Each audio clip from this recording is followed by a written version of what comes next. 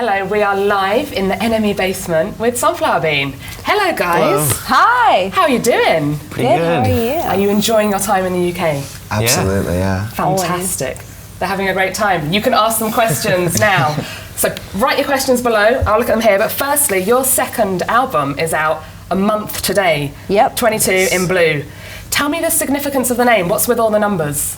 So there's a few different kind of significances where not coincidentally we're all 22 right now, and I think it's an exciting age for us. We've been making music for a bunch of years, and we've been able to watch ourselves mature a little bit. And blue is just this color that was coming to us a lot when we were writing the songs, compiling everything, and when you make a record, you're not just making the songs, you're making the entire universe that the whole thing takes place in. I think when we were trying to kind of visualize, an aesthetic or what we kind of thought the songs, looked like, blue kept coming to mind.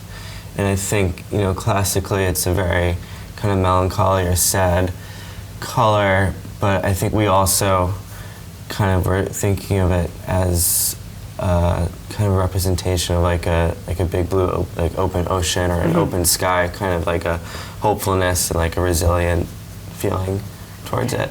A lot of people have been commenting on the kind of Fleetwood Mac-ish nature of the new stuff. How big an influence is that band on you guys? We've been getting that a lot throughout our entire career. I don't know where it comes from. I mean, I think of course they're an influence to us because they're a great band, and they're, I think, an example of a band with a few different songwriters, and that they put out very dynamic records, with a lot of different feelings and kind of human expression on them. So I think in that sense they're definitely a big influence. Yeah, and I think a record that we definitely took inspiration from when making this one was Tusk. Not as much as the songs, but as much as the kind of element of experimentation. So we really wanted every moment on this new record to be really special.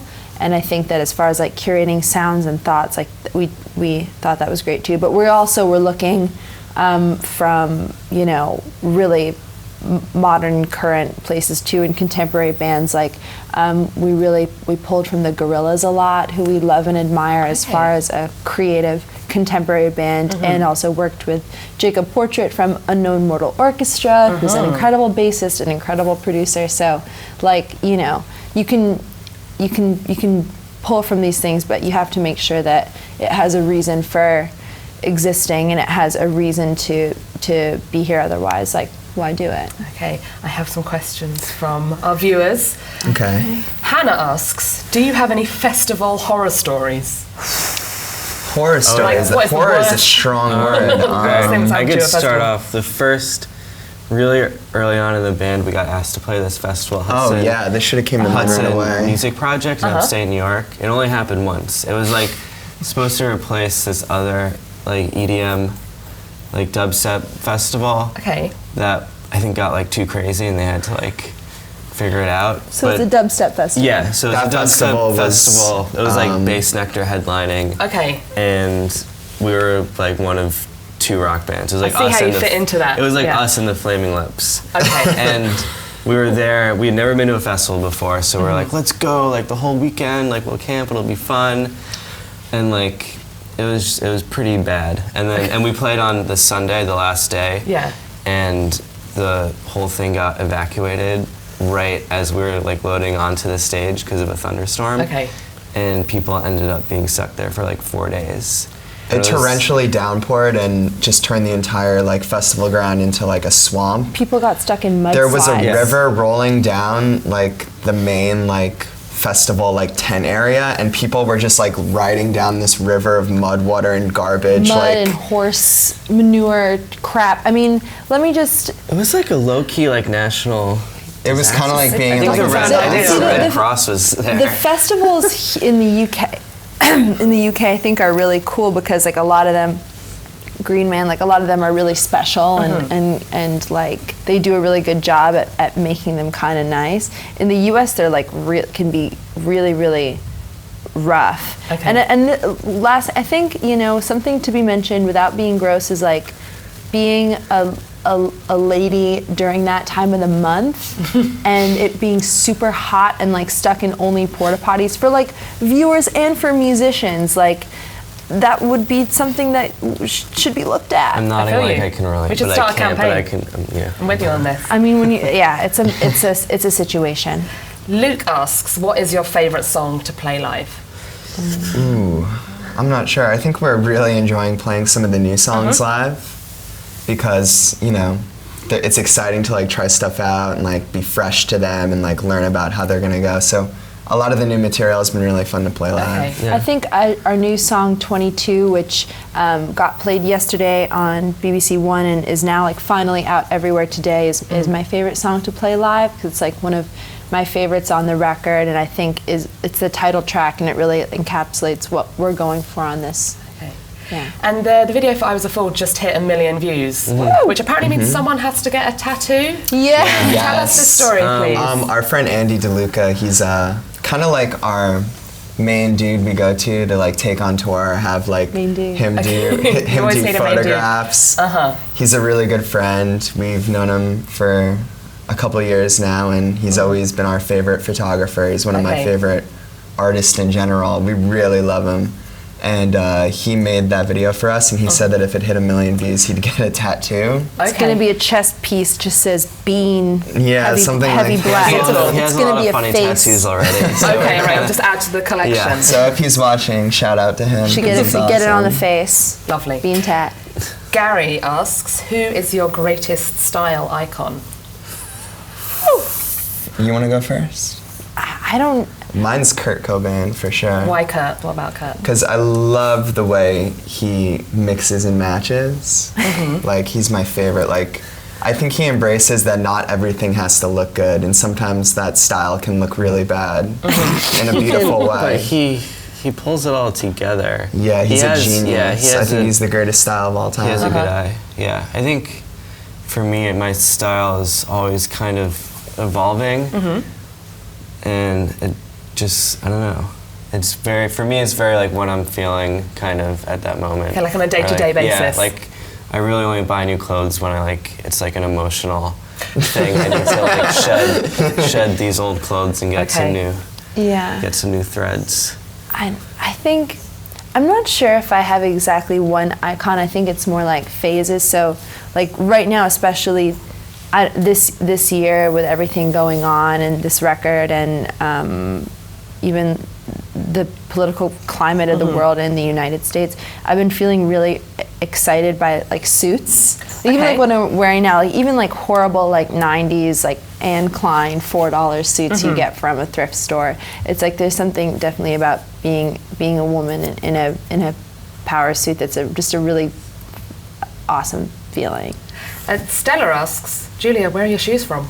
My shoes are from a store called Modern Vice. It's like a guy from Long Island that makes them in New York, and I really like their shoes. So, you know, I don't get paid to say this, but check it out. They are very good. They make you feel like Bowie, and who isn't trying to feel that way all the time?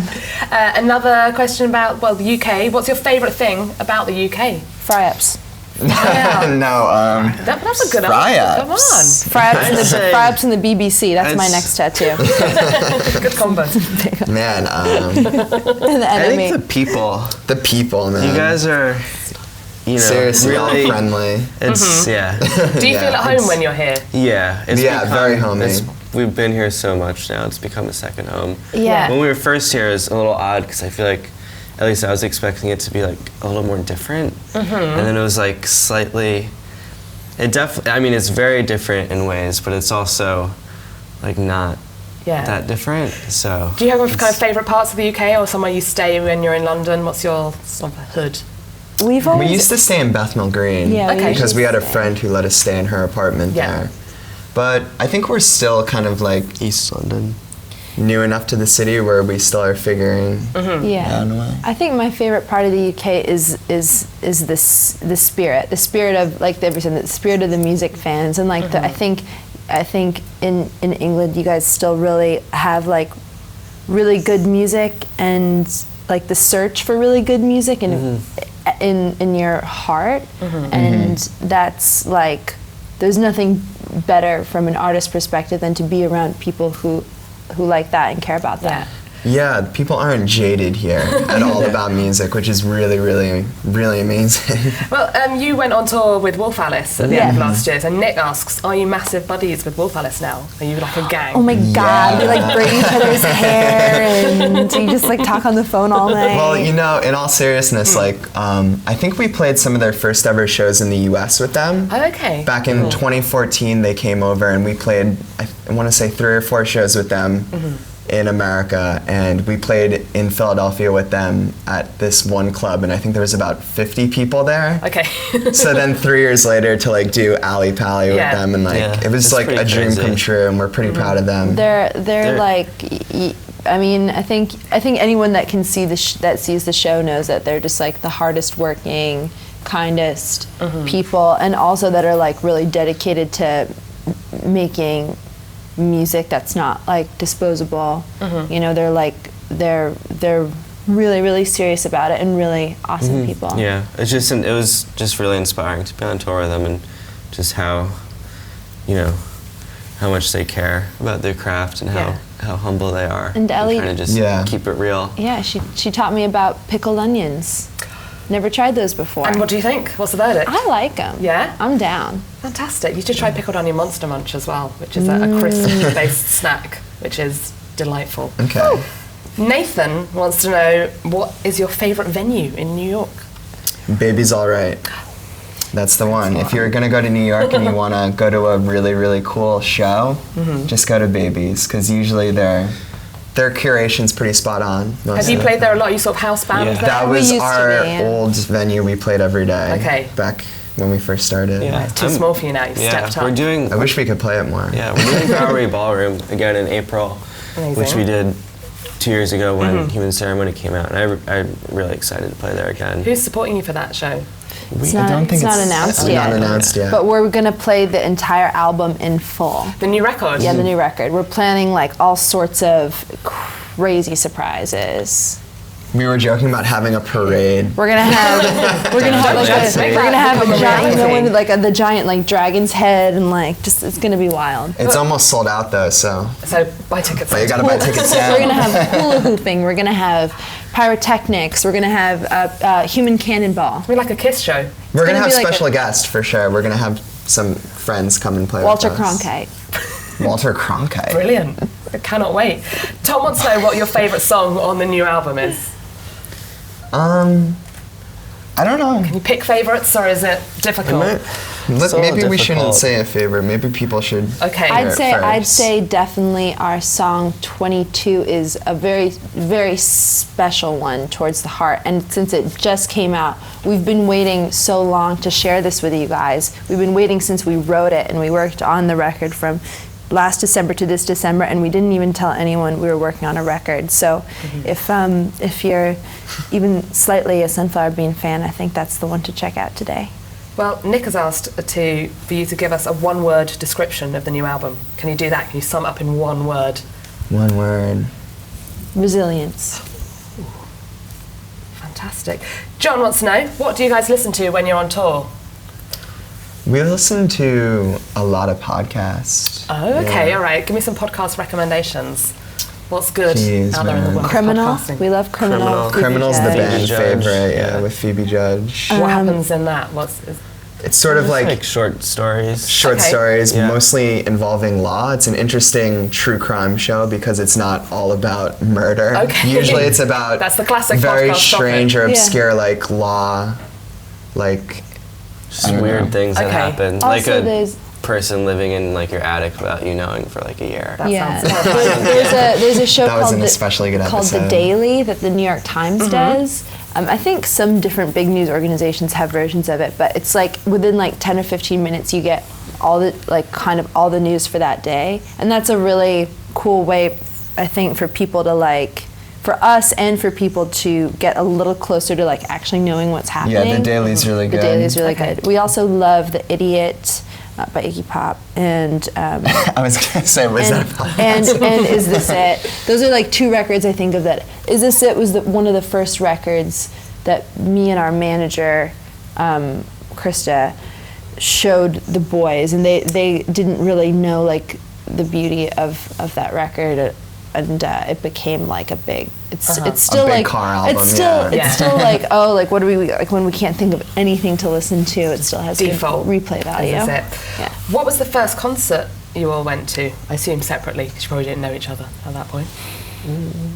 Jules? I don't exactly. Well, the first concert technically I ever went to was Aaron Carter and the Baha Men. Whoa. That's Baha so Men wonderfully doing, 2001. Doing Who Let the Dogs Out opening for. Isn't that amazing? I must have been. And what do you a kid remember from before. that? Was that It kind was of a awesome. groundbreaking? It was great. Aaron Carter's so cute. He had a new album come out like a few days ago. Yeah, Nick knows. I about follow Nick Aaron. from- Okay, have But, you listened to the record yet? No, I didn't listen to it. Save that for the tour bus. My dad still does, but definitely back then would play bass for a lot of like local musicians in the East Village, and he would take me to shows like at the Sidewalk Cafe and Bowery Poetry Club, and which doesn't exist anymore. But he made it really. He made shows seem like a normal thing that you did, which I think has been, inadvertently a big part of my life. So I'm not exactly, besides Aaron Carter and the Baha Men, I can't remember what technically the first I one mean, was. that's a brilliant answer anyway. How about you two? Mine was the Vans Warped Tour in Long Island Classic. in 2007. Who was playing that year? I think it was like maybe the last year that they had like pretty like classic Warped Tour bands play. Like I think Bad Religion and NoFX were like the two main headliners. But I think I just saw like a ton of stuff all day, and I really loved it. Was that the stuff you were into back then? I was, it was in the wheelhouse. Like I liked more like obscure bands, but like it was hard to go see them. So like I would take like, Anti-Flag and NoFX. And what was your look back then? Did you have My kind of, luck? did you have the Oh wallet my chain? God! I think Vibes were I going definitely on? had some bad stuff. I definitely had trip pants when I was in middle school. Nick still wears pants from Hot Topic. Yeah, I wear their brand of skinny jeans. Is that blowing up your spot? No, too it's much? okay. I'm not ashamed of that. I've- They're I've like worn them. $30. I've They're borrowed the them. tightest jeans money can buy. Really? What's the brand name? They feel like YSL or something. They're beautiful. They're great jeans. Jake's got to do his. They're called Social Collision. Or Jake's got to something. do his concert. I can't remember what was first. There was a couple. My dad would take me to like jazz fusion concerts as a child, like Chick Corea Electric Band. Okay. And like Victor Wooten. Were you and into stuff. that at the time? Yeah. Okay. I loved it. I grew weird musical phases as a Jazz kid. fusion. But similar to Nick, there's like a community center like kind of behind my house growing up, and there used to be a little like music festival in the parking lot there, and I think I saw Taking Back Sunday play when I was like 6. Nice. That's I some didn't Long really, Island I stuff. didn't really like it. I was Oh, right. like, I didn't like any You're of the like, music, but I was like, I'm gonna toughness. walk over there and see what's going on. It was literally like your backyard. Yeah. Matteo wants to know if any of you can speak any other languages. Unfortunately, I don't think any of us can. Nick tries to do a British accent. Ooh. That's not speaking a different language, but Can we hear your British accent? maybe in a little bit. Okay. Let me see if you say something that I can repeat. Hello, we're here in the NME basement with I don't know. Self-Alpine. I don't know. I don't Come want to do on, it right now. come on. What is it? Is it kind of like a Cockney accent? There's a few different people who I can do, like specific British people who I Okay. can mime. Or if we're in Scotland for a couple of days. Oh, that then it just we'll won't be be doing- convenient. we'll be doing that. for- Maybe we can get him to do a John Lennon or a Paul McCartney. I can do every Beatle. I can Oh, do can every you? distinct he Beatle. thinks. That He is a- thinks. But Okay. the thing is, I have to hear it and then And do then you it. repeat it Like back. I can't do it because I haven't heard them speak in like Well, probably like we've a got couple John of Lennon days. here. Excuses is what I'm hearing. Fiamata wants to know, what books are you reading right now? Has anyone got anything good in the tour bus? I have a they're reading? Lou Reed biography. Okay. How Yeah, far I'm into his trying to- life are you at this stage in the book? Early days. First 10 pages. So we're still in the hospital, was being born. Yeah. I think the electric shock therapy. Yeah. Yeah, I've been reading some Cormac McCarthy recently. Okay. It's one of my favorite authors. And I have this book by Werner Herzog that's like a diary of him making the movie Fitzcarraldo. But I haven't started reading it yet because I'm like saving it because I think it's going to be really good. Okay, we need to just like Yeah. a special time and place for that. I want to say hi to Fia because if she's the Fia I'm thinking of, then we know each other. I'm reading a book called Why Buddhism is True. Okay. Which is like kind of like a scientific approach to how the mind works in comparison to like mindfulness, which is like something I'm interested in and definitely like, you know, definitely cool. It's kind of nerdy, and I could have said a lot of things, but that's the one that's in my bag right now. Okay. Lucy wants to know if you have a favorite album cover. What's your favorite album artwork of all time? I definitely do. Let me think about it. Okay. Album cover of all time.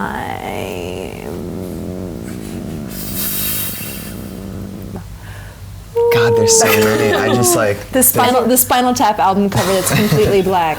Okay. Touch the glove. What is yeah, it? Lick smell the the glove. glove? Smell the glove. Yeah, Smell which the is glove. sort of like the album cover for Is This It? Yeah. That's what It's, Nardwuar says to a that. takeoff of that, yeah.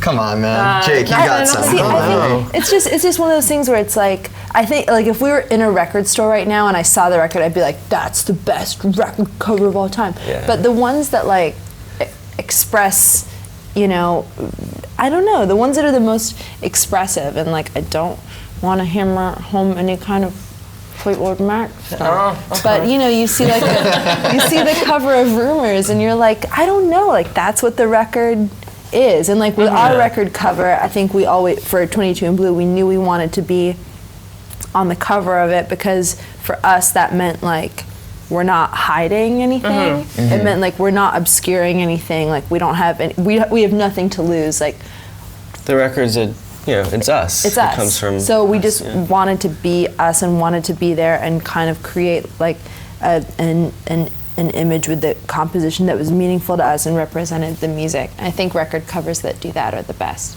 Yeah. Mary wants to know if you've ever tried to grow sunflowers. Yes, I actually was in the local newspaper when I was 5 years old because my grandfather grew a sunflower that was 10 feet tall.